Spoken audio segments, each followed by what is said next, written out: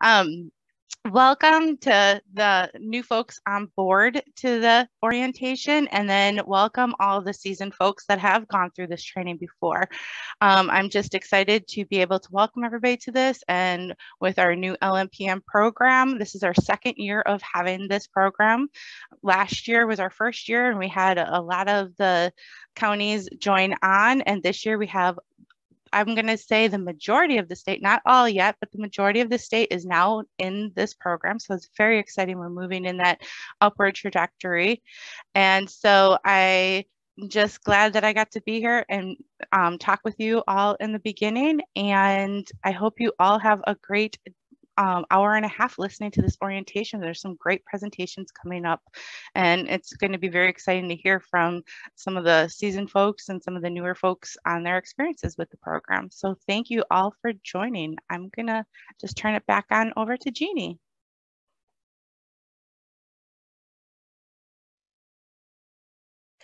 And I'm going to pass it over to Carol to introduce himself.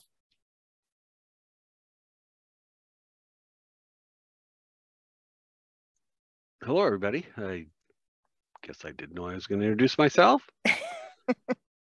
I'm the Lakes and Rivers Section Chief, supervise the Lakes program, the grant program, the AIS program, and APM. Just echo what Jeannie said. That was great to see that we're just about ready to fill out the entire state in the LMPN program. Something that we've been working on for a number of years. So just again, appreciate everybody's support today and going forward. If you ever have any questions, feel free to call me. Thanks, Carol. So we're gonna I kind of got out of order a little there. We're gonna just go through and introduce the state, have the statewide and regional folks introduce themselves. I'll just call on you guys. I made a list, and if I forgot anybody, you can jump in and say, no, you forgot me. But we're going to do that first, and then we're going to go through some important things coming up on the calendar. I'm going to give a quick orientation to the Box account and our new website. And then we've got 5 coordinators who are going to share their experiences and plans for this year as we roll out year 2 of the LMPN. And they'll hopefully have some tips and ideas for you that'll make things go smoother if you're brand new or still trying to get your feet under you from last year. So I'm Jeannie Shear. I am the AIS Outreach Specialist and the Purple Loosestrife Biocontrol Coordinator for the state. I work closely with DNR, but I'm actually UW Extension staff, and which lets us do some things a little more flexibly, which is really cool. So I'm going to pass my chime off now to Laura McFarland.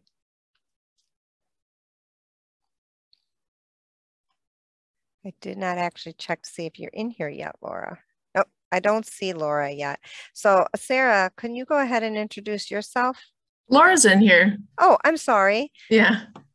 You're hiding in the list. We just can't hear you, Laura. Oh, there I go. There you go. I was double muted. Hi, everybody. Good afternoon. I'm Laura McFarland. I'm the Service Water Grants Program Manager within the Bureau of Community Finance. I know many of you from years gone by and different roles I've played within the AIS community, from the AIS coordinator for the River Lions for nearly a decade to the Northern Grants environmental grants specialist to the position I'm in here today. So I just want to thank you all for doing what you do, and thank all of our returning LMPN participants for coming back. And we look forward to continuing to work with you as we implement this still relatively new program. I am actually Sarah Fanning, who many of you have communicated with, will be managing the day-to-day financial aspects of the LMPN program. But if you ever have any large-scale questions, always feel free to contact me. Thanks again. Thanks, Laura. Sarah, why don't you go ahead? Hi, everyone. As Laura mentioned, I am going to be working with the LMPN program, kind of the day-to-day tasks. I'm relatively new surface water grant and finance specialist working out of central office in Madison. So yeah, I think I'll be interacting with all of you pretty closely on the day-to-day goings on of the LMPN program. Thanks, Sarah. Let's see. Jake, you got yourself situated? I saw you just got in. We're just going around doing introductions of statewide and regional staff. Yep, as Jeannie mentioned, my name's Jake Dickman. I'm the SWIMS data manager. So working to help set up all the LMPN grants for you to be able to enter data and do whatever you need to do in SWIMS, as well as helping get you all set up to work with other staff and citizens throughout the state. Thank you. Maureen. You want to go ahead? Yeah, can you hear me okay? Yep.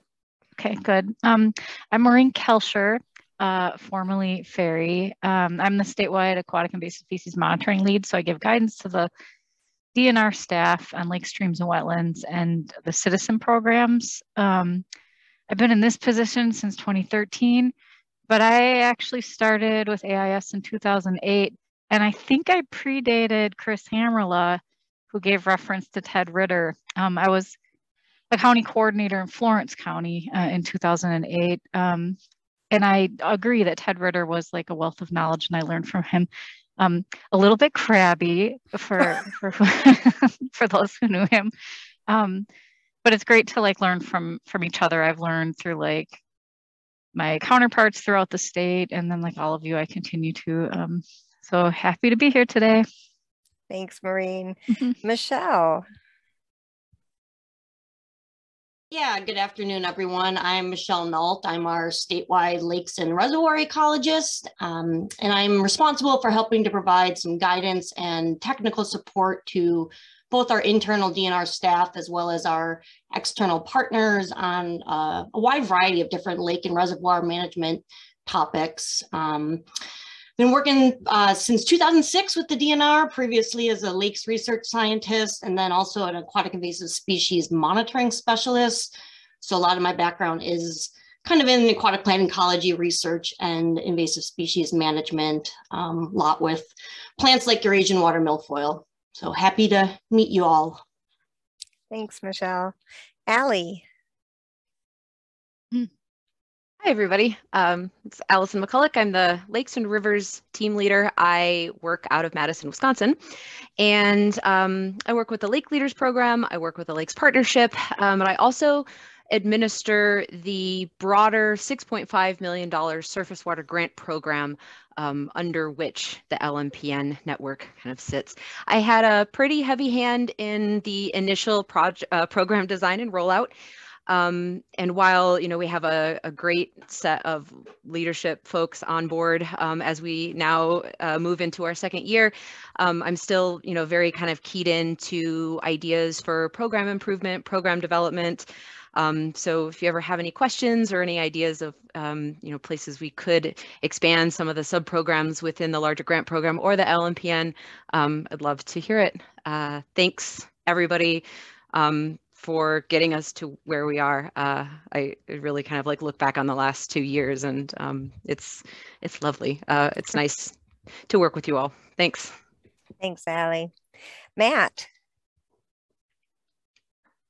Hey all, Matt Puz. I am the Wetland Invasive Plant Specialist working out of Central Office in Madison. I mostly work with Phragmites, but have broken out into the purple loosestrife and the European frogbits of the world. I've only been here since June, so I'm also looking forward to learning from this, my first LMPN orientation. And if you have any questions or any projects that involve wetland AIS, feel free to reach out to me. I would love to collaborate. Thanks. Thanks, Matt. Erin, up in Stevens Point. Hi, everyone. I'm Erin McFarland, the statewide Clean Boats, Clean Waters educator. I work here for Extension Lakes out of Stevens Point at the University of Wisconsin-Stevens Point. And I can't wait to work with all of you as you start engaging the citizens in your counties and regions and local areas in watercraft inspection. I've been with the Clean Boats, Clean Waters program since 2007, so I've really seen the huge growth within our partnership of AIS folks within counties and regions, and having people like yourselves in those areas to get to know the lake associations and groups and citizens there on the ground is so helpful in getting things set up. So looking forward to working with all of you. Thanks, Erin. Paul, also up in Stevens Point. Hello, everyone. Paul Skowinski. I'm also with Extension Lakes out of UWSP. I've been the Citizen Lake Monitoring Network educator for the state since 2014.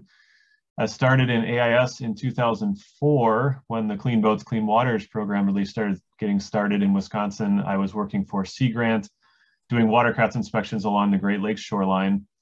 And I was an AIS coordinator for a region in central Wisconsin from 2008 to 2014 before taking my current position.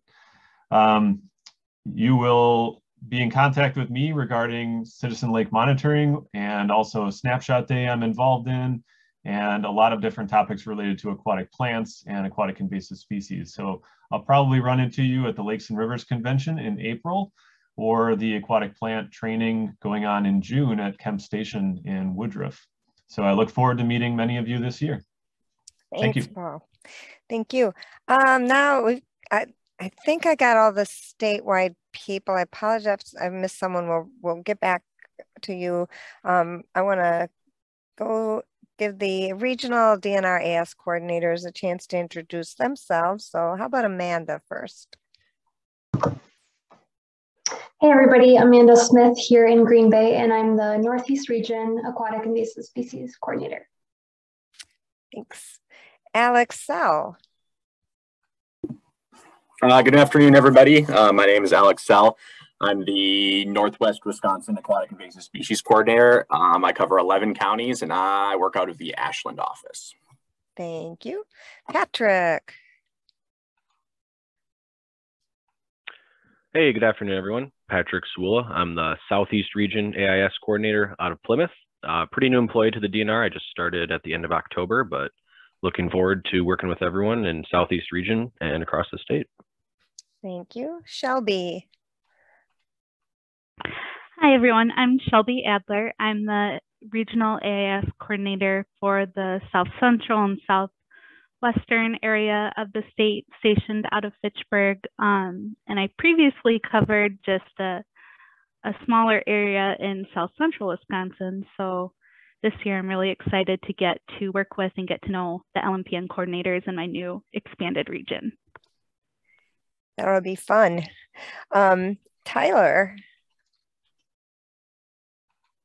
Hi everyone, Tyler Masalk, the AIS coordinator for the West Central region, and then also currently acting as the Aquatic Plant Management Coordinator for the Northwest portion of the state, located out of Spooner.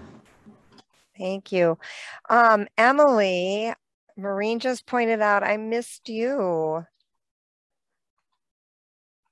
That's okay, Jeannie. I messaged you too that you forgot me. I'm Emily. I'm Emily Heald. I'm the Rivers Educator. I work for UW Extension, and I coordinate the nutrient monitoring aspect of the Water Action Volunteers Program WAVE. And I'll also be the one coordinating Snapshot Day this year. So you'll be hearing from me. And I actually had Katie on my list, but it looks like Katie didn't make it. Katie Flostinson, who's our WAVE coordinator for the overall program for WAVE. Anybody else that I missed? I'm thinking not. We have great attendance today, 61 of you here today. So let's go on and move on to the calendar. Oh, we did that. Well, I forgot to change the slide, sorry. You didn't get to look at that pretty view of the wetland and lake there. But so a lot of stuff that's going to be coming up. I tried to capture everything that I could think of, pestering people to remind me. But one thing is right away tomorrow, the first Tuesday of each month, we have the Lakes and Rivers Partnerships calls from 10 to 12, with the exception of during conference month. If you haven't, if you aren't on the listserv yet, you might not have gotten an update about that. You can contact me. I have my email in here, or I can type it into chat when I'm not talking. So make sure you, if you want to get any of the listservs, I can get you on there. But February, I'm going to be sending out registration for the Landing Blitz towels and the Drain Campaign towels. In March, we're going to have a Train the Trainer for the statewide programs. Paul, you'd wanted to say a word or two about that? Yeah, so the Train the Trainer is where several of our statewide programs will give you an update on what's going on, different changes to those programs, and make you familiar with how those programs run. So you can expect to hear from me and Erin and Emily regarding WAVE, and Jeannie will be talking about purple loosestrife biocontrol. So we'll be sending out a Zoom meeting link on that soon. We're meeting soon to talk about that as the program leads, but we'll give you more information coming up soon on how to join that meeting and what the agenda will look like. Thank you. And of course, we have the Lakes and Rivers Convention with Wisconsin Water Week during the first week of April. Last year, it was fairly popular. We did swims coffee breaks on Wednesday mornings at 10 a.m. for just 30 minutes. So we're going to start those in mid-April through mid-June. After that, people are too busy. We don't get a whole lot of people taking up the chance to come. But they're just times you pop in when you want to ask questions. And Jake and I are always there. Maureen joined a lot last year. She'll be off having little children, so she might make it in April, maybe not before or after. But and then also mid-April through May, we're going to not repeat, but do some new trainings in small bites, which are 30-minute sessions with presentations, run 15, 20 minutes, and then there's Q&A time on specific topics. I'll show you more about that in a couple of minutes. Emily is holding a Snapshot Day Site Leader Training May 4th, and then hold a date for the 17th and 18th of May for a combined AI-SYSMA partnership meeting. That second day will probably just be AIS, and the first day will be the combined meeting we normally have. That's totally in the works right now, so not much more to say. Drain campaign this year is June 3rd through the 5th. Also in June, Paul, you want to go again? Sure, yeah. June 28 and 29 are the plant identification workshops that we put on each summer. So this is at Kemp Natural Resources Station in Woodruff. It's on Lake Tomahawk. Each of those workshops is 1 day, so it is not a 2-day training. It's 2 one-day workshops. And you can expect to see 40 to 50 live aquatic plant specimens there. So we train you on identification of all the common things and several of the less common species, and kind of prepare you for doing point intercept surveys or other plant identification work. It certainly also helps you with identification of invasive aquatic plants, because you'll be trained to recognize the things that are not invasive as well. So if you have any more questions about that, let me know. I think the registration typically is $20 or $25. Sometimes it's less depending on whether we ask you to bring your own lunch. So circumstances change a little bit year to year, but you'll be hearing more about that and a registration link probably in April as we start to finalize what it'll all look like. You can imagine things have been a little bit crazy with in-person meetings the last couple of years. So we need to wait until it's a little bit closer to June to really finalize what things will look like. Thank you. And then we'll have the Landing Blitz in July 1st through the 5th. Snapshot Day is August 20th this year. I'm currently working on purple loosestrife biocontrol videos for training. I'm thinking of just putting those out there. Just depends on how fast I can get them done. And instead of holding a training where I go through everything, the training might just be a Q&A session and maybe early March, but TBD on that. Also regarding swims training. So I've been doing swims trainings with people for a couple years now, and we'll do something similar to last year where it's 2 sessions held, like session 1 in April, session 2 in May. But we'll have 2 sets like that. So it would be March, April, and April, May. so they'd be identical training so the late hired staff have a chance to get an overview of what SWIMS is and how we use it and how they can use it. And then the regional AIS coordinators for DNR will be working on trainings for monitoring with their partners, and that's going to vary by region. So watch for that from your partners. And then of course, Maureen also threw in a reminder in chat that the Wetlands Conference is coming up in a couple of weeks. If you want to go to that, there's still time to sign up. Okay, more of me, and then I'll finally get to hand this over to somebody else. But of course, some of you are going to be hiring brand new staff that maybe have not worked in LMPN or a former funding, the AEPP grants.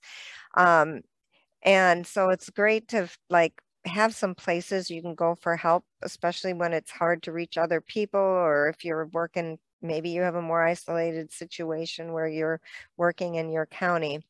So for several years, we've been using the UW Box Wisconsin AIS Partnership folders, which are, they're a file sharing system, a lot like Google Docs.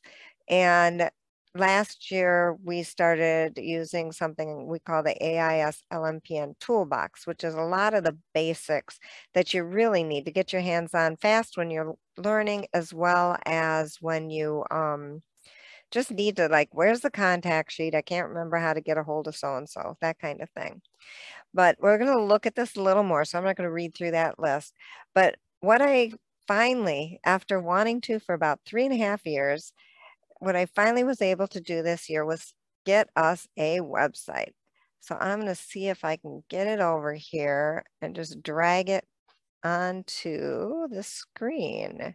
So you should be able to see the home page now for our partnership. So this is on a Google site. It is a public site, but it's really just meant for us, for our organization and organizations, because it's our go-to place for helping other people. If somebody else stumbles on it, it's not gonna, we're not giving away any state secrets, but it is here for us.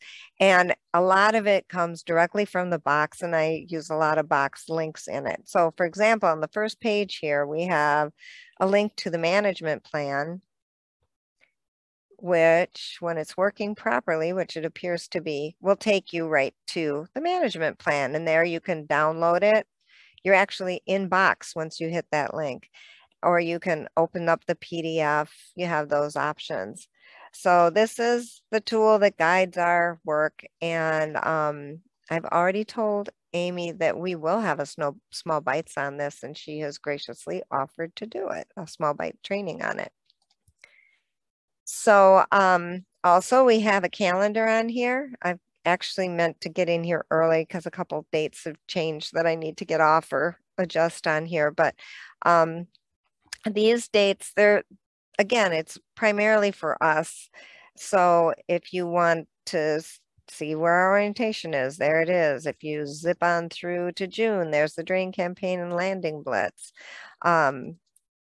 We also have been including, this is general public stuff, but it's really useful for us to have the exotic pet surrenders that John Moyles does, because a lot of times they're in our own communities and we can help or participate. I've got the small bites trainings already listed on here. So watch for updates there. And then on the bottom of the homepage, whoa, sorry as I zoom all over the place, we have a map.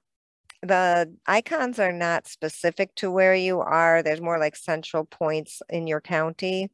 If you click on the little box over here, you can scroll through. I noticed the other day we had somebody missing, so we'll have to get that fixed. But go through, take a look. Elizabeth Wicks, she's a work study student here at the DNR with the Lakes and Rivers section. She did a bunch of work on this for me, so I want to thank her. And then when you want to see, like, who the heck is this person, you can click on it, over in that bar, and you can see a face most of the time. A few of you we've asked for pictures for because we don't have them yet. And you have contact information there. I lumped the extension and the extension lake staff together, the DNR statewide contacts together, and then everybody else in here is in here by their region so that you can see. And then of course, if you click on somebody, they're going to light up on the map. So that's fun and hopefully useful for you all. But what I really hope is going to be useful is all this other stuff. There are box related things in this website. However, there is a ton more in the box. So you need to know how to get there, what you need to do to sign up. So you would contact me to get access to it. But then there are a couple of steps. You have to set up a box account so that you can actually go in and see what you want to see. There's a contacts page. It's got all of us who you need to reach out to for various things. Up here, I include my email first because you want to get on those listservs.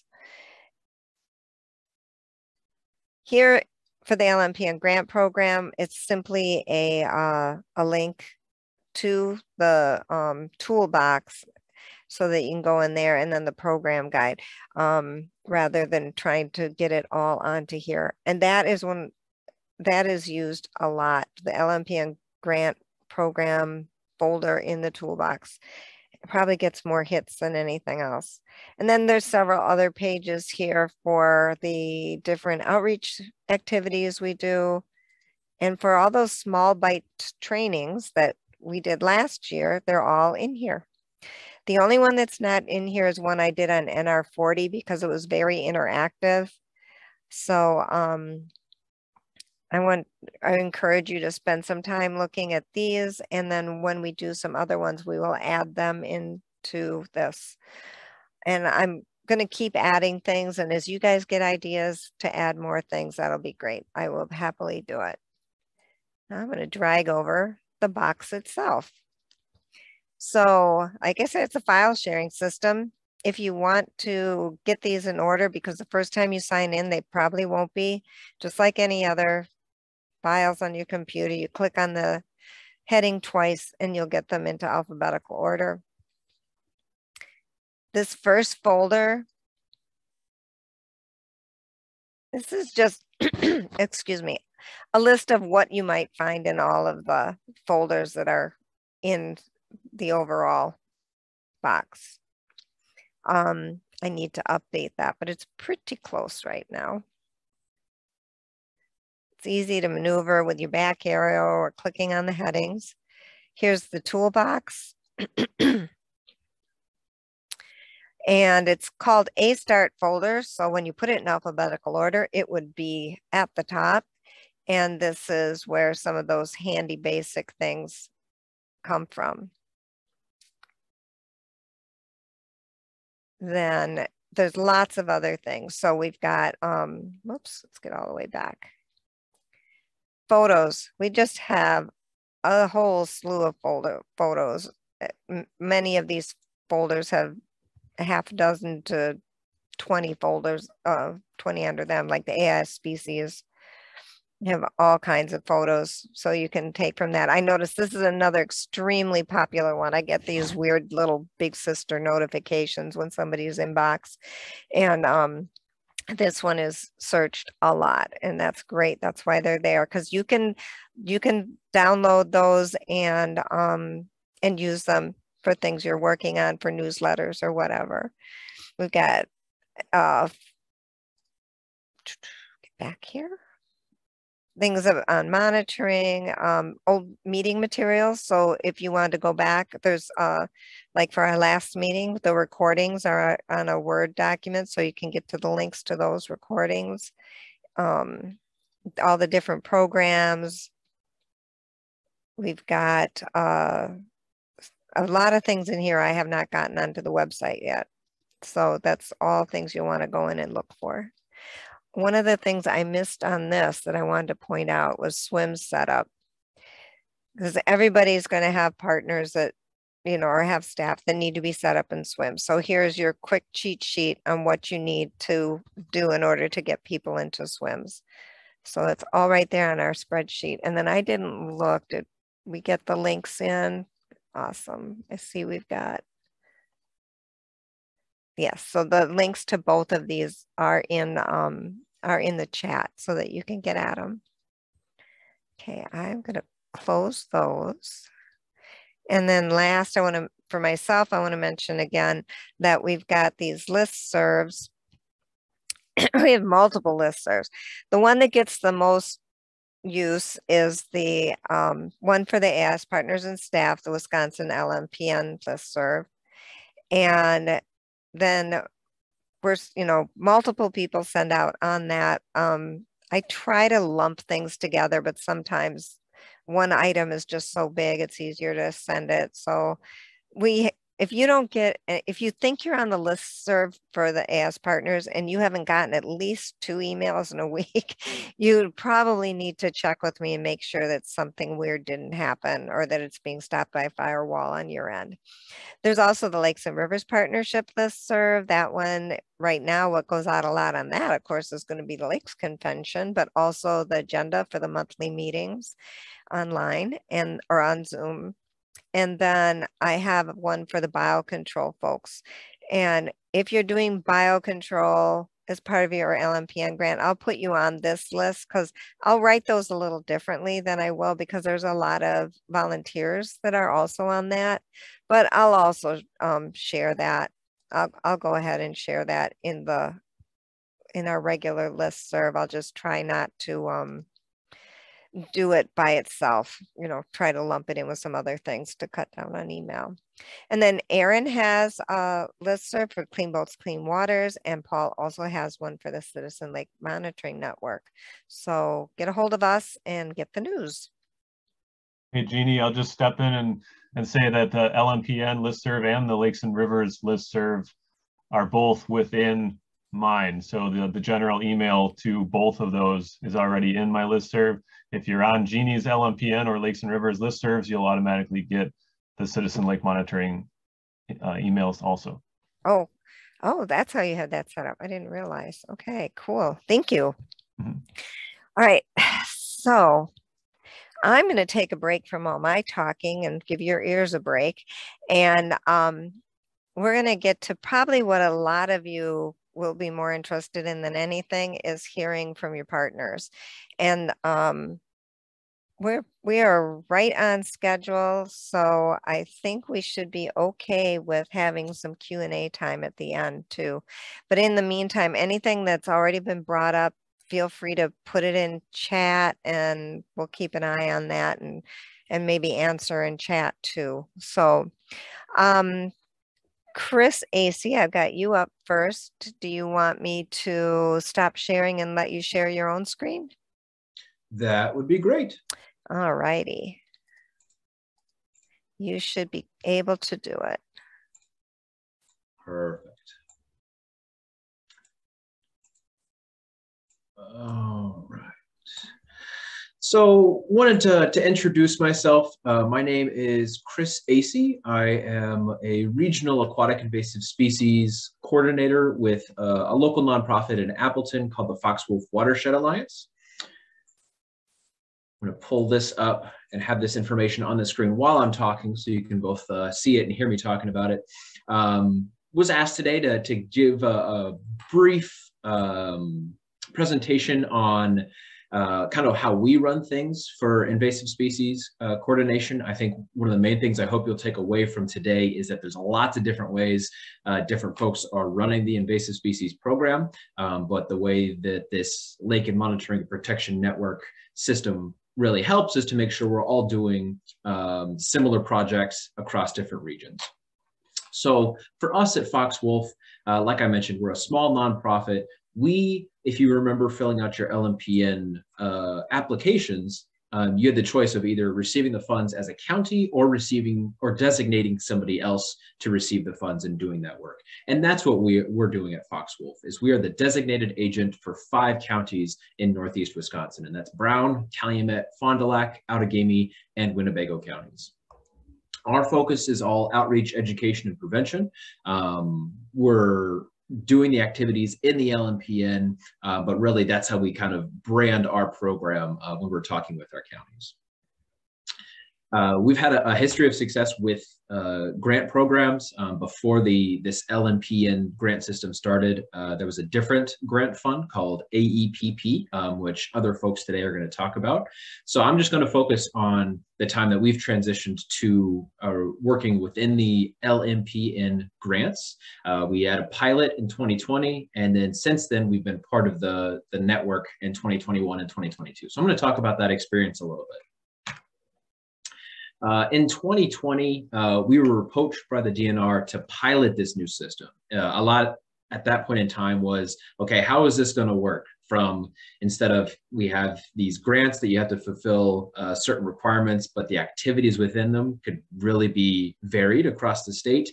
And the idea was, how can we make this so similar activities are happening excuse me, throughout the state, and funding is kind of allocated pretty evenly across the state to areas that most need it, but everyone can have this invasive species work being done. So we worked with our multiple counties that we've partnered with for several years to say, okay, this is a new pilot system.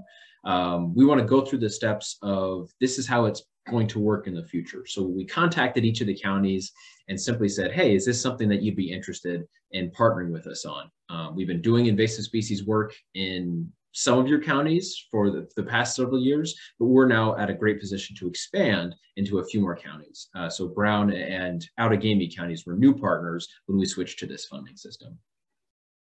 So like I said, we expanded the area to 5 counties, but it's all implementing the same kind of prevention and outreach programs and things that we're partnering with DNR and all of the great partners on this call to implement within these 5 counties. Of course, this was 2020, so we had great ideas going into the beginning of 2020, and then had to transition a lot into, okay, how do we now implement some of these deliverables through virtual means? Let's do some virtual presentations to some classrooms. Let's try and make some videos to still have these great educational resources and reach people in new ways that we traditionally couldn't do before. So that led us into 2021. After the pilot project ended, it was a clear win for both us as an organization as well as the counties. Everybody seemed really happy with the work that was being done. So we said, okay, now that this LMPN system is up and fully operational, let's be part of it again. Counties, are you happy? Do you want to see anything changed? And for the most part, the counties were really happy with work that was being done and had just a couple suggestions for, here's some things we'd like to see, or a specific problem arose in one of their counties that they wanted to have some additional help with. So it was a great partnership opportunity with these counties that we had great relationships with. So like I mentioned, it was that same 5 counties. And what we did on our second year, this was now 2021, we added some more deliverables to those agreements in that LMPN. If you don't remember, when you applied for this funding, you had those cooperative agreements if you were giving the funding to a designated agent, and it laid out everything that needed to be done for the work. We helped draft that as part of the pilot. So if you're looking at that today and you're wondering, what bozo wrote this? Well, it was probably me and some other people on the call. So I'll expect hate mail any day now. We decided in the second year to increase some numbers and said, okay, we were able to do this great in our first year. We checked all the boxes. We got some additional things done, but now we know what to expect and what can be feasibly done. So let's increase that in our second year. And now we're doing the same thing moving into our third year, having this LMPN funding in 2022. The main portion that I wanted to talk with folks today, hoping this is helpful, is based on our experiences. I have just a couple helpful hints for folks who are working similar to Fox Wolf, a designated agent working with multiple counties. Other presentations today are going to give you different insights. Some folks are going to be talking about a specific county doing work or a designated agent within a specific county. So this is for those of you that are designated agents across multiple counties. My first hint that I could think of whenever I think about this work is working with both the county conservationists as well as elected officials. So within each of the 5 counties that we work with, we primarily communicate with the county conservationists. They're the ones that are implementing a lot of the work and are great for giving us feedback on our program, as well as spreading that information to other folks that need to hear it. But at the same time, we have several elected officials. So if a county conservationist decides to retire or move positions, we want to make sure that we're still known within that county, within folks who are working in that county, making those decisions, deciding, do we want to continue giving this funding to Fox Wolf? So that's part of the idea of talking with these folks. So the LCC, each county has this LCC, this Land Conservation Council, that we work with to try and give presentations. So since they have terms as well, that's why we want to make sure that we're working with a bunch of different folks. The second helpful hint that really has driven us to success at Fox Wolf over the past couple of years is making sure we're still staying in contact with those counties. If you remember from your cooperative agreements, there's several progress reports, several reports that need to be done, both a progress report and a final report. Making sure the counties get those is fantastic, but we found it wasn't quite enough to say, here's this big report, here's a couple-page report. Most folks didn't take the time to read it.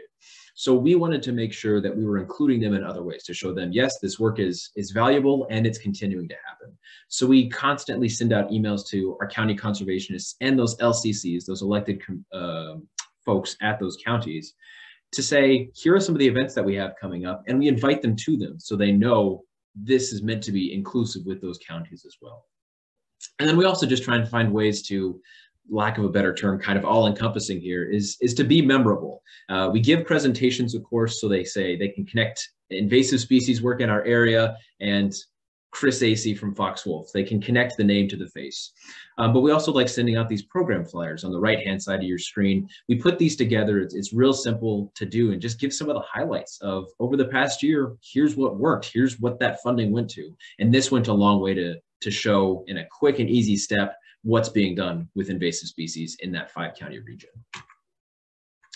And the last, I think the most important hint for new folks doing this, working with multiple counties, is to make sure you're framing this as a regional program rather than each county expecting all the deliverables done in every single one of their counties. We've had great success with this because we approach the counties by saying, invasive species don't stop at county lines. So the funding, a fifth, let's say we're working with 5 counties, a fifth of the funding isn't going to be specifically done down to the penny in your county. It's going to be implemented across the space at whatever problem needs the largest, needs to be tackled at that time. The map on the far right, the lower right, shows you 3 of the counties we work with. This is focused in on Appleton on the north side of Lake Winnebago. Those blue lines are the county lines. So the north side is Outagamie County, where a big portion of Appleton is located. The left-hand side is Winnebago County, and the right-hand side is Calumet County. And the county lines do intersect Lake Winnebago. So it's very clear to show these counties aren't the stopping points for invasive species. So it's easy to approach the counties and say, okay, if we have an event in Appleton, it's benefiting this entire area, not just Outagamie County within the county lines. So framing it as that regional program has helped us a lot as we've been doing this LMPN funding. That's it for me, and I'll be happy to take questions later on after the presentations. Thanks. Thank you, Chris. That was really good. I like those flyers. Why don't you go ahead and stop sharing? And I have a screen that has your name on it, Kendra, but I could just instead of me sharing that, do you want to present yourself or have me? Sure, I can. Okay. So this is Kendra Cunninger. I've never actually pronounced your name out loud to you, so I apologize if I said that wrong, but she is with Golden Sands RC&D. That's okay, Jeannie. A lot of people mispronounce it and you did great. Oh, good. Are you all seeing my screen here? Yep, looks good. Okay, perfect. So as Jeannie said, my name is Kendra Cunninger. I work for a nonprofit in central Wisconsin called Golden Sands RC&D. I am a regional AIS coordinator. I'm actually fairly new to the AIS world, so I get a kind of a new aspect for this training from transitioning from the old grant to the new LMPN grant here today. And I am also presenting, I ended up working mostly with our LMPN this year, so I can give that insight as a new AIS as well as transitioning into a new program. So just a little background on Golden Sands AIS program. In 2021, we had an 11 county regional program that's made up of Taylor, Lincoln, Marathon, Wood, Portage, Wapaka, Waushara, Marquette, Green Lake, Columbia, and Juneau counties. All of them were under the AEPP except for Columbia and Juneau counties. So we really had a transition year as we were juggling two different projects from the old and the new. So it was really a learning experience for all of us. In 2022, we now have a 12 county regional program. So we no longer have Lincoln County, but we added on 2 new counties of Clark and Monroe to our AIS program. So we are a very large region taking up basically the whole of central Wisconsin here. So some of you may be wondering how in the heck we cover such a large area. Well, we are using something called a team model here at Golden Sands. And basically we are planning on having 3 regional AIS coordinators.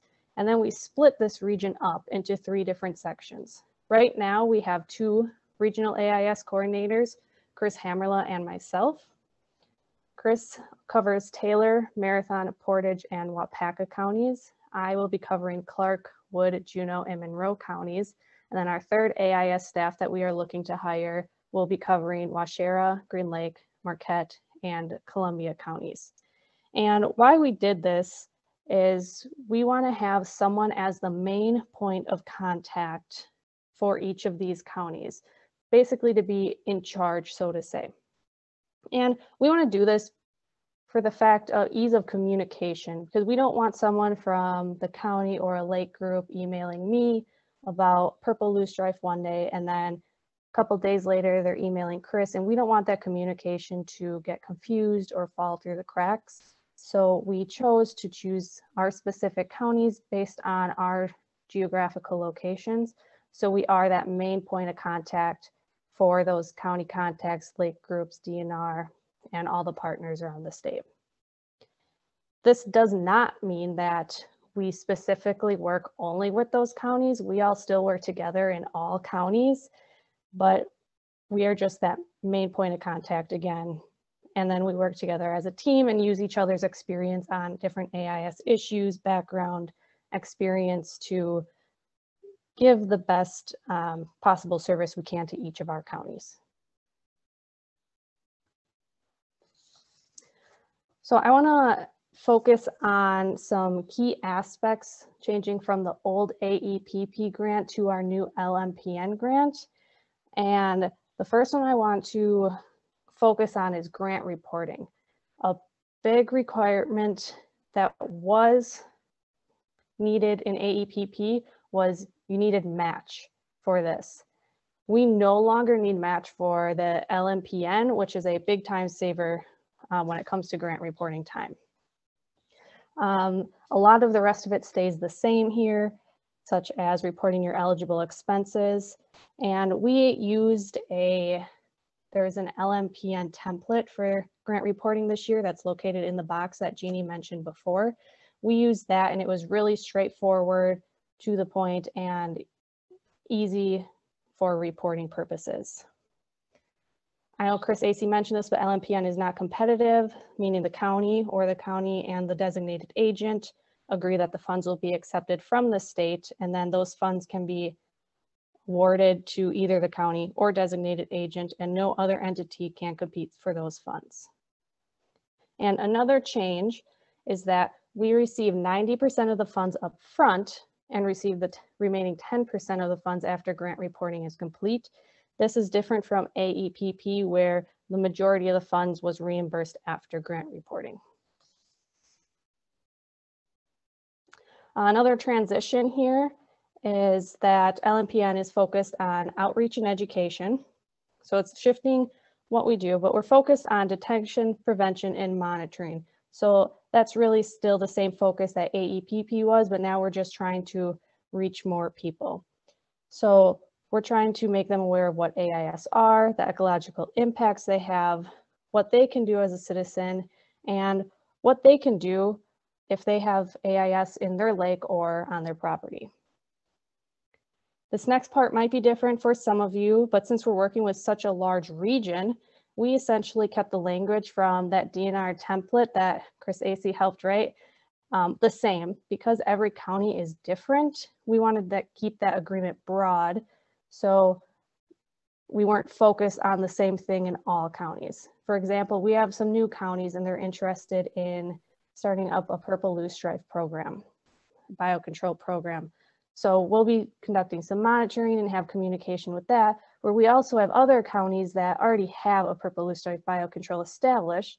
So that leaves more opening to get other projects done in their county. So we're not just stuck with purple loosestrife. In 2021, we used a year as establishing year for both Juneau and Columbia counties, as they were both new to our AIS program at Golden Sands. So our focus was primarily on outreach and education, communication to both of our county contacts, and getting on the landscape, getting to know what's in those counties. Before Anna Caesar had moved on, she was another regional AIS coordinator. She was planning outreach events and trainings with both Juneau and Columbia counties, as well as assisting them in creating social media posts and drafting language regarding their AIS programs. And this language could be used on social media posts, news articles, press releases, and so forth. Getting on the landscape, there were a lot of AIS sign checks at boat landings and public access points conducted.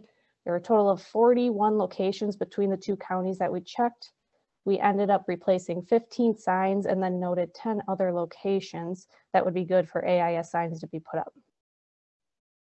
And we also did purple loosestrife monitoring during the AIS sign checks, because there's a lot of travel that goes on during the AIS sign checks. So we were able to monitor roadsides for purple loosestrife, Phragmites, Japanese knotweed, any other AIS you may come across. There are also visits to pet shops, and in Columbia County, we participated in Snapshot Day on Lake Wisconsin. Plans for 2022, again, continuing to communicate and plan with our various partners. We also started making social media posts. We started this last year in November, and between our terrestrial and AIS programs at Golden Sands, we have an invasive of the week, where we have one of these, you can see on the screen, the social media posts that will go out, and it will also go along with a web page where they can go to look for more information, which just gives simple identification and ecological impacts of different invasive species. We have these scheduled out all the way to the end of December already. So when field season gets crazy busy, we don't have to worry about it. They're already scheduled out. We plan on hosting multiple trainings that will occur virtually and in person for programs such as Clean Boats, Clean Waters and Citizen Lake Monitoring Network. I want to emphasize that virtual trainings do count as satisfying the deliverables of the grant, okay? And we're really choosing virtual because we do have such a large region that it saves us time on mileage and essentially funds, so we have more time to do other work in our counties as well. And then if lake groups request in-person trainings, we will go to that county, or if there's multiple within that county, we will set up times to do in-person training with them. And then a new aspect that I'm going to be working on with Wood County is actually getting into their highway departments. We actually found some patches of Phragmites in Wood County this past year, so it's just another opportunity to reach another group and also communicate with the Land and Conservation Department, DNR, us, and anyone else, so we can help combat these Phragmites populations, because it is a prohibited species there. We'll continue AIS sign monitoring, boat landing monitoring, purple loosestrife monitoring as we're traveling, and other AIS monitoring, and then participating in our statewide events such as Drain Campaign, Landing Blitz, Snapshot Day, Waterfowl and Trapper Education Outreach, and anything else that comes up, any other educational conservation days or anything like that. Really just trying to communicate and reach as many people as we can. So thank you for letting me share. I hope this was beneficial, and I'm more than happy to take questions during our Q&A session. Thank you, Kendra. Nice job. Next up, we have Stephanie Boismanu. Steph, do you need me to share yours, or are you doing it?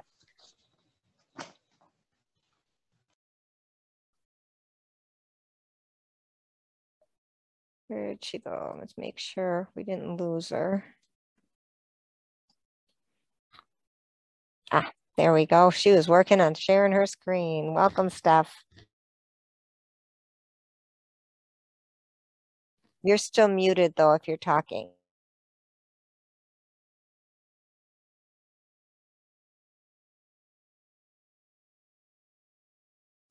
When you're screen sharing, if you got it. There you go. Okay, sorry about that. Hi, everybody. I'm Stephanie Boismanu. I'm the Aquatic Invasive Species Coordinator and Conservation Technician with Oneida County Land and Water Conservation Department. I've been the AIS Coordinator in Oneida County since 2016, and I actually started working in this position as an LTE back in 2014. So I was very fortunate to be able to step into this position. And I started working with AIS back in about 2005 and started doing watercraft inspections for the lake that I lived on at that time as well. So I've been had my hands on AIS for quite a while. So, and I really enjoy working with it and working with all the citizens and the lake groups and all the issues that they have, whether they're good or bad or ugly, whatever. But anyway, so I'm just going to talk a bit here about how we have had our previous funds for the county and then transitioning into the LMPN network. So first, in order to really understand how our county worked and why we needed the grants we had, I think it's important that people understand the water that we have here in the county. So same with Vilas, lots of water all around us. 10% of the county is covered in water. So with that being said, we also are a hot spot. We're the mecca for people coming to recreate, to fish, to water ski, whatever it is. Our lakes are really busy in the summer. And then COVID hit and the lakes became even more busier. And in fact, the lake homes were selling like hotcakes. The average on sale time was about 17 hours and 35% of the waterfront properties sold during COVID. It was amazing turnarounds. And because of that, now we've got a lot of education to do here, even more so than we've had before. So we have had an AIS coordinator full-time since 2007. And that is possible because it's totally county funded. However, there is some DAC cap funding that does help to offset some of the county coordinator's position. So we have had AEPP grants for a long time, and we could not have survived keeping out spiny water fleas and zebra mussels in this county had we not had these AEPP grants. And as you can see, it's a lot of money there. We've had a lot of LTEs working over the time. And what we do is we focus on education, outreach, monitoring, and prevention activities. And I'm often used as the bridge person between the lake groups and the DNR, especially individuals who are hyper-focused with, I don't want to talk to the DNR. So it's nice to have a single point person within the county that they can go to and talk to as well. We are often the first people that somebody calls if they suspect that they've got a new AIS. We help with all of the training for the Adopt a Shoreline programs that we've got throughout the county, and do all the Clean Boats, Clean Waters workshops, Citizens Lake monitoring workshops, and so on and so forth. And then also for the AEPP grants, my time, a total of 600 hours, was used as the in-kind match. Plus, we also had the donated volunteer time and some equipment time, such as boats that were used as well. Our project start dates for these grants started February 15th, and then they ended the next year, June 30th. So we typically, well, we always had a grant that overlapped itself. So that's been an interesting point of working with these grants, because you're overlapping them. And so when you're doing your reimbursement and your grant reports, you have to be really careful about what goes onto what grant. You just got to pay attention to your dates. But because our last AEPP grant ended June 30th of 2021, our Lake Monitoring Protection Network grant did not start until the next day, July 1st. So we are actually just finishing our first 6 months go around of the AEPP grants. So pretty much everything that we do is the same that we have always done for all of these years. So as you can see here, a typical year with the AEPP grants is a lot of outreach to citizens and lake groups. It's very much the same framework, but we had a lot of added benefits to having the AEPP grants, which I'll get to in a few minutes. But one thing with our AEPP grants is I always had our LTEs do a minimum of 625 hours at the boat landings, and we monitored 10 to 30 of the boat landings, and I chose the boat landings that were high traffic landings that did not have a lake group on it, or else the lake group had very few volunteers that were not active. And then the lakes were also high traffic, and they were often the senders for AIS going from one lake to an uninvaded lake. We do a lot of monitoring. We monitor a minimum of 15 water bodies. So that's whole shoreline AIS monitoring. And then we go and do the water quality monitoring on that as well. We do a minimum of 15. We typically do between 18 and 20 a year then. And then we do the signage at the boat landings, just like everybody else. We do a lot of yellow iris, purple loosestrife. We've got 3 populations of Phragmites in the county. We do a whole lot of purple loosestrife biocontrol here in the county. And I think with one component of the PL biocontrol, and I think Jeannie's going to talk about this a little bit later on, maybe at another training too, is I'm learning that a lot of the education about PL biocontrol is also educating about people stopping using an insecticide near a PL site, because we are having some negative impacts with that. It's very heartbreaking. We'll get into that another time, but I just wanted to plug into that. That's starting to take over a lot of my education time right now. And then work with about 30 to 40 lake groups that are very active in the county. I help them out with whatever workshops they need, and individual projects. That's always nice. Sometimes I give a workshop and it's just catered to that lake group specific needs, and the lake group's AIS specific needs and the lake group specific needs. So sometimes you have to work on each little lake group and their idiosyncrasies, because they're all different. So what will we miss? So we're going to miss a lot less project funding. We had 2 to 3 to 4 LTEs that worked with us, and now we really have to crop our budget quite a bit and say, hey, how can we make this work? Not only that, but the work that we have to accomplish is not going to let us get to the boat landings as much as possible. So because of that, I applied for the Clean Boats, Clean Waters grant.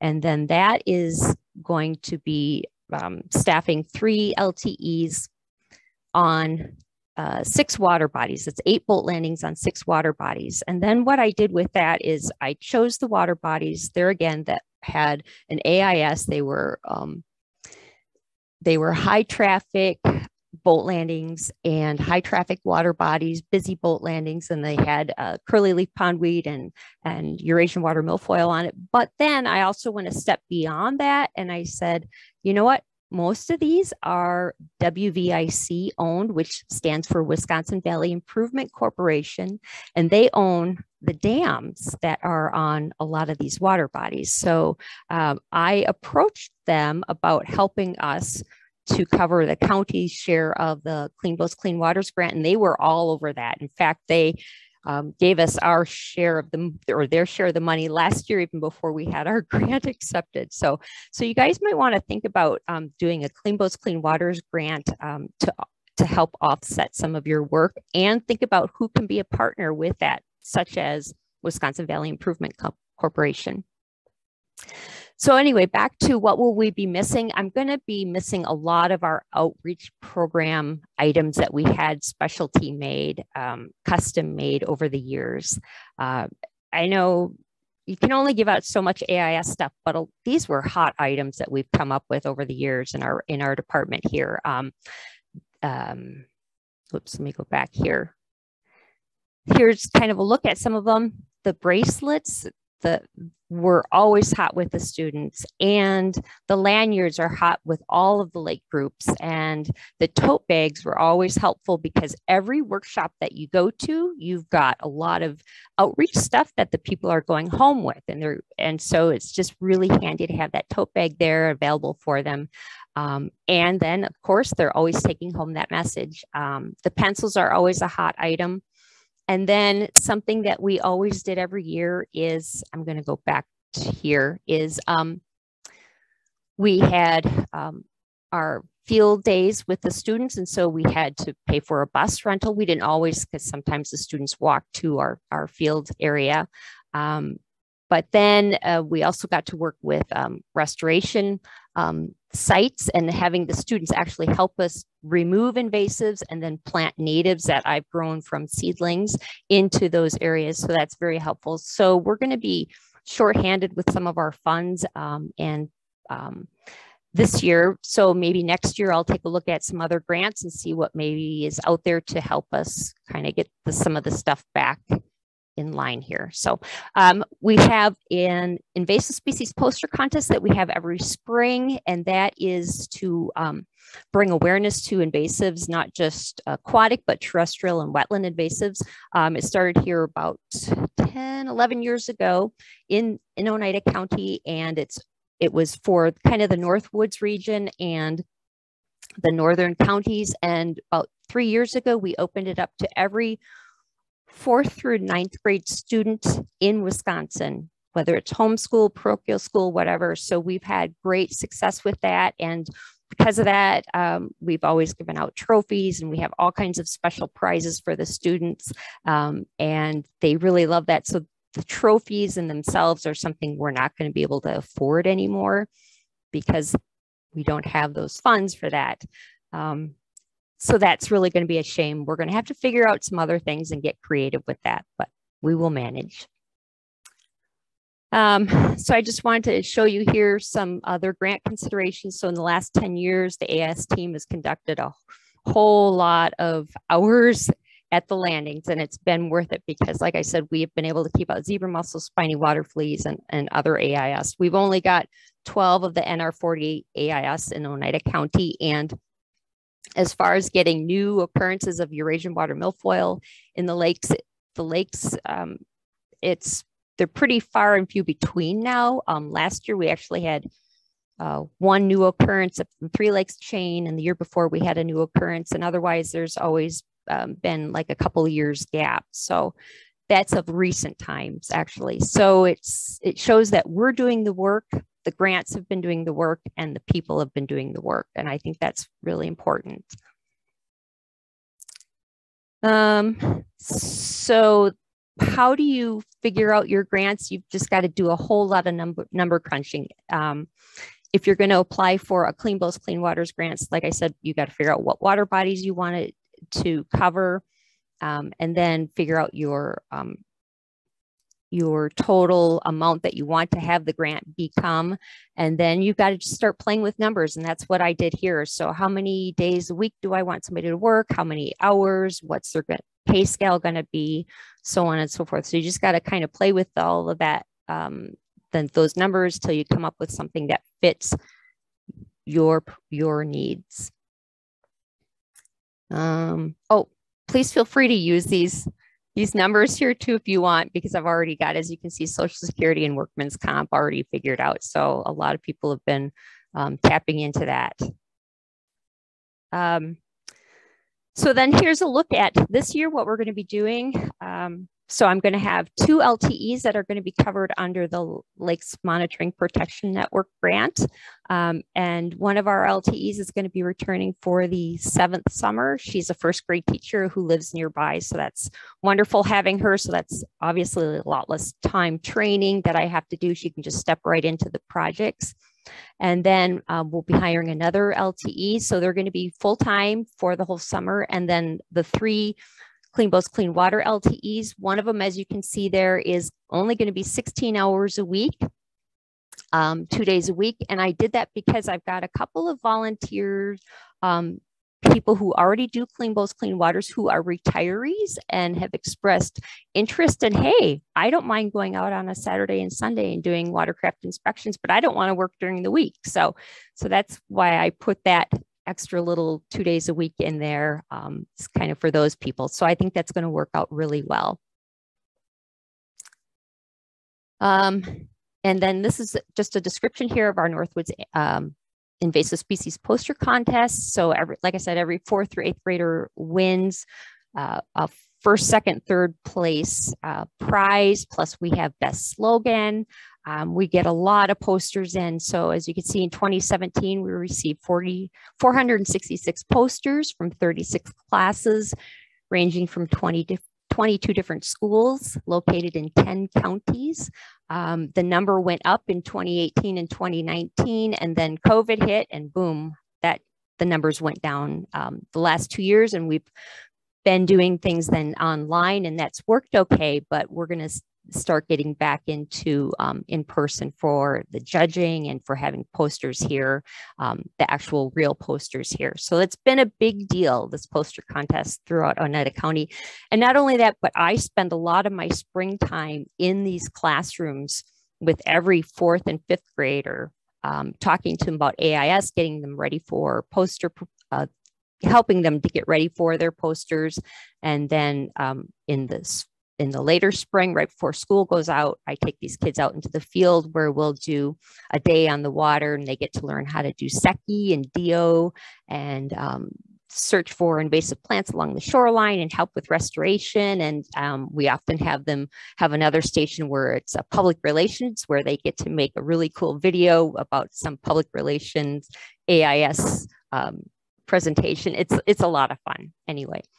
The other thing we're really going to miss, because we don't have the funds anymore, is our annual Oneida County Stewardship Award. This was a great way to end the year every year. And I've got a lot of sad lake residents that are really sad because we are not going to have this again. So it was a big deal, and it was a great way to say thank you to all of our CBCW and CLMN volunteers for their special efforts that they've done. Not only that, but any invasive species superstar or anybody who's done something significant throughout the county or in a certain spot that if your neighbor or somebody wanted to recognize you for that, we would certainly accept those nominations too. It was a big night. It was a lot of fun. We always had a special guest speaker that came in, sometimes 2 guest speakers. And then we always had a door prize. Every single person went home with the door prize. And that is thanks to all of the local businesses and the Green Bay Packers who donated equipment and supplies and goodies for those door prizes. So that's really about all I've got to say about that. That was all kinds of good stuff. I was just putting a note in the chat. We may run out of Q&A time, but I'll leave this open at, even if we hit 2:30, I'll leave it open for anyone who wants to stay and toss ideas around, and then anybody else can leave. But thank you so much. I like those charts with figuring out the numbers and stuff. That's kind of the way I'm wired sometimes. Next up, Kathy Higley is going to talk about kind of sharing the workload with other partners within Vilas County. All right, thanks, Jeannie. Let me just see. I'll try sharing my screen here. Let's see. Hopefully you guys will start. Oh, that's the wrong screen. Let's try that one more time. It looked right. Did it? It came up with your first slide, yeah. Oh, did it? Okay, because it looked, the menu for the options is was on a different screen. Okay. Yeah, that do you looks see right. a PowerPoint? Yep. Okay, excellent. Okay, so mine's gonna be pretty short. Just covering contracting with other LMPN agencies. So we had kind of an opposite situation that Chris Acey talked about. He talked about covering many counties, so did Golden Sands. Well, we wanted several people to cover one county. There's just a lot of work to do here. So when this LMPN opportunity came out, we just sat down and thought, like, who else is doing this kind of work already in our county? And the Discovery Center, as well as the Lac du Flambeau tribe, are both pretty active with doing lake monitoring, AIS prevention, and that sort of thing. So I think this actually is a bit of a benefit to us because it really helps us tighten up that communication between these partners and really kind of peg out a little bit more jurisdictions, I guess. So when we started with the LMPN funds, we knew we had to have some sort of agreements in place. So we just asked folks for, what kind of payment amounts would you expect? Let's do a simple budget. One thing we didn't have the foresight to do, which we will be doing soon, is to try to add into our partner agreements what kind of reporting documentation we're going to need from them exactly. So that's kind of a live and learn thing. In fact, we're living and learning on our own on that one as well too, when it comes to how do you reimburse these grants. But it turns out they're very similar to the regular surface water grants. So, all right, so when it came to sharing our funds, the Vilas County allocation was just shy of $19,000. So on the western side of the county, we have some townships: Winchester, Manitowish, Waters, and Lac du Flambeau. The Lac du Flambeau tribe mostly kept their lake monitoring network and protection activities within the boundaries of that particular town. It's actually the reservation, but it's pretty much the whole town. And then the Discovery Center was keeping most of their work within the town of Manitowish Waters and the town of Winchester. It's a little bit of bouncing around to Presque Isle and Boulder Junction. So having that kind of jurisdiction helped us peg out, like, well, let's try to make this fair, but also understanding that, if you have a base amount, giving someone $1,000 probably isn't worth it really to them sometimes for having a person to do these kind of efforts. So we just kind of worked with what would you accept and how much do you need, and try to come up with something fair. So that's what we ended up with our allocations. So the Lac du Flambeau tribe gets $3,500. Discovery Center gets $6,500 a year, and the rest stays with the county. And then for reporting, we just asked the partner agencies to fill out that template that Jeannie so graciously shared with everyone. And then I just consolidated at the end of the year to show what each partner is doing. When it comes to reimbursement, again, like, we're kind of muddling through this ourselves, I believe, and correct me if I'm wrong, anybody, but I think the reimbursements are due February 28th, is that right? But anyways, you can answer it in a minute. But we're working through getting that done with our partners and getting the paperwork we need to have on file. All right. And so for this, we kind of came up with a little bit of a timeline. So we ask our partners to invoice the county on April 30th of the current year for those activities that they're going to be doing. In the second week of August, we ask them to outline what they're going to be doing for the following year. By the end of August, the county is going to send out agreements to these partners for the following year. September 1st, we put together some sort of consolidated pre-proposal for DNR for LMPN funds for the following year. In mid-September, those partners will have those agreements returned to the county. And we draft our resolutions and get our internal approvals going with our committees and board and so forth. And then in November, we end up submitting the application, and the partners send a written report of their LMPN activities that they did for that current year. So then we can consolidate them and then report all that to DNR in December. And then we'll go through our reimbursement process and get that in by the end of February.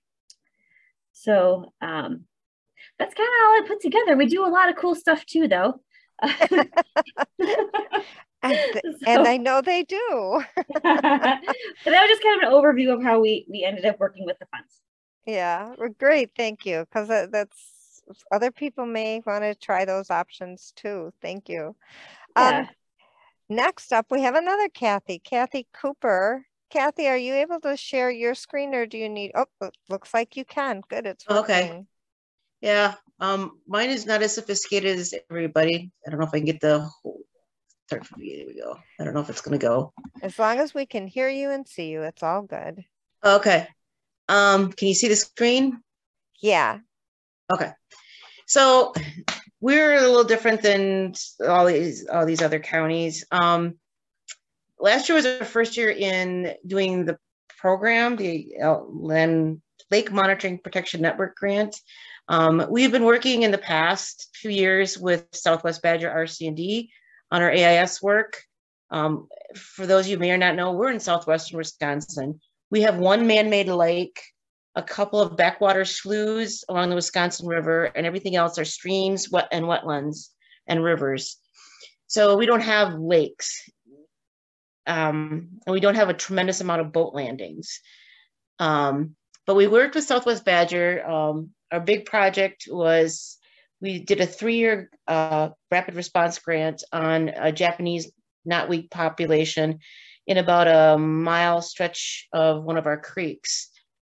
And then had some smaller things. We had a small thing of Phragmites that Southwest Badger helped us with, and a couple other populations of Japanese knotweed. And then when Southwest Badger folded, we got help from the Sugar River group. Matt Walrath has helped us out tremendously with that. Well, this last year was our first year with the project, doing it ourselves as a county. First of all, everything was new to us. The reporting, what we needed to do, all of that was everything was completely new with us. Clean boats, clean waters, putting things into swims, reporting. That was a struggle for us. And because of COVID, of course, meetings for AIS were all virtual. There's pros to that because I can see people on the screen and listen to them, but the con is the hands-on. We needed some more guidance with how to do things more than just on the screen. And of course, there's been staff changes, and it was taking me a while to figure out who I need to talk to on it. Matt suggested that we get iPads, so we ordered a couple iPads. But then once we got the programs downloaded, we couldn't get things to work quite right. And I guess that's been an issue for us. We don't have any, the county won't let us hire extra staff, so we're using existing staff who also have other jobs to do, so we're fitting this in as we go. As far as the clean boats, clean water, we tried to recruit people and didn't have a lot of takers. In fact, we had no takers. So if somebody's got an idea how to recruit, We have a couple boat landings on the Wisconsin River that get used quite a bit. We have it's a kayak landing on and place where trout fishermen go in on one of our Pine River, and then we have the one lake, and it's just trying to find somebody to help us to do it besides my staff. So that's been, we just struggled a lot this year. Hopefully next year this year will be a little better. I've talked to a couple of local high schools to do some educational activities with their FFA/environmental science classes, hoping to get into the high schools and talk to them, and maybe that will help us with some recruiting. We're hoping to have some more clean boat events and hoping to recruit volunteers. And we're hoping to do a little more early detection work with my staff when they go out in the field. Like I said, it's been a learning curve for us. And I would love to have, what we need to have is a little more training and maybe meeting with, say, Shelby or somebody out at a site and say, okay, help us get this iPad to work, because we tried, but we're missing something. So it's just, for me, it's just, we need a little more training to get us over the next hump. So I don't have anything else, but it was, like I said, I think we can do it. It's just going to take us a while to get going. And I think that's an important message, because, you know, there's a lot of new counties coming on board and trying to get their feet under them and trying to figure out things where they maybe never had their own AIS staff before. So, but I wanted Kathy on here because I knew she was keeping working at it and really going to get something going here, I'm sure. And she also, for those of you who don't realize, she also had the disadvantage of there was no AIS coordinator for the DNR side of things for several months. So now that Shelby's back, I foresee life will improve on that front. So we do have a couple minutes left for some Q&A. There's been a little bit in the chat where the questions already answered, but did anybody else want to bring anything up that they're wondering about, that some of the folks who are here could maybe give you the benefit of their experience or share ideas? You can just feel free to unmute. Hey, Jeannie. Yeah. Chris Hammerla with Golden Sands. Kendra and I were discussing this just the other day. So for some of you that might be new, or you have a county it's a new program, and you're kind of wondering where to start. So Kendra was kind of like, well, one of our counties doesn't have a lot of lakes, but we've got a lot of streams. What do we do? I thought, well, okay, what user groups are going to use your streams? So maybe look into, is there a Trout Unlimited chapter in your area? Or what are your most popular streams, if they are trout streams, or even for paddling? And then from there, that'll kind of help you prioritize, working on those streams. And do you need to update access signs, for invasive species? So sometimes when you look at all the deliverables that you might have to work with, it's best to just step back and look at and see what your county has, and then, start prioritizing that way. Maybe you're not going to do purple loosestrife in your county because you just don't have any. So yeah, I thought I'd hear that. That's what I've been trying to make sure everybody realizes in terms of purple loosestrife biocontrol. If you check that box on the agreement, but you don't actually know where the purple loosestrife is this year, then focus on monitoring. Work on it with your regional AS coordinator and me on the monitoring aspect of it, rather and getting it reported. And we'll go into a lot of that stuff during training, but you're still participating in some piece of biocontrol if what you're doing this year is finding out where the plants are, if there's any possible beetle activity. And if you find that there's no purple loosestrife really to worry about, that you could, if it's small enough, you could go dig it out with a shovel or something like that. Just dab it with some Roundup or whatever. The chemical treatment would be appropriate under circumstances, if that's appropriate. Maybe this year you end up doing something like that. Next year you check a different box and put more efforts into a different aspect of the LMPN.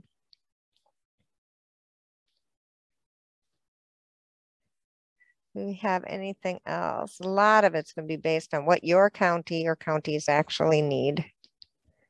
I have a question. This is Tom Beauvais. Can you hear me? Mm-hmm. Yeah, so I'm wondering if maybe a DNR staff person can answer this on the call here.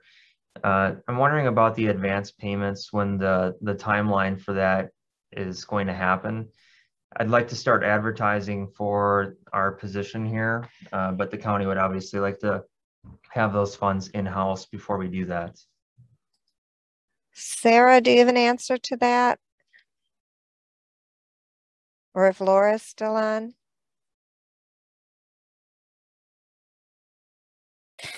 Sorry, my internet connection has been a little wonky. I've been struggling to get in and out of the presentation. Could you try repeating the question real quick, see if I can catch it this time?